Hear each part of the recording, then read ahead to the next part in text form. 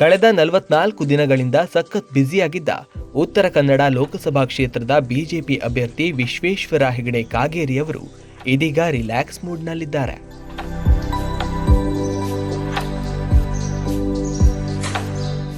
ಬುಧವಾರ ಬೆಳಿಗ್ಗೆ ಎದ್ದು ಅಪ್ಪಟ ಕೃಷಿಕರಂತೆ ಅಡಿಕೆ ತೋಟ ಸುತ್ತಾಟ ಮಾಡಿದ್ದಾರೆ.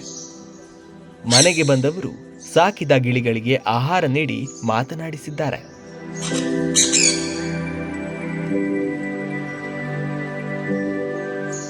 ಕೊಟ್ಟಿಗೆಗೆ ಹೋಗಿ ಜಾನುವಾರುಗಳ ಮೈದಡವಿದ್ದಾರೆ. ಅಂಗಳದ ಹೂವಿನ ಗಿಡಗಳಿಗೂ ನೀರುಣಿಸಿದ್ದಾರೆ.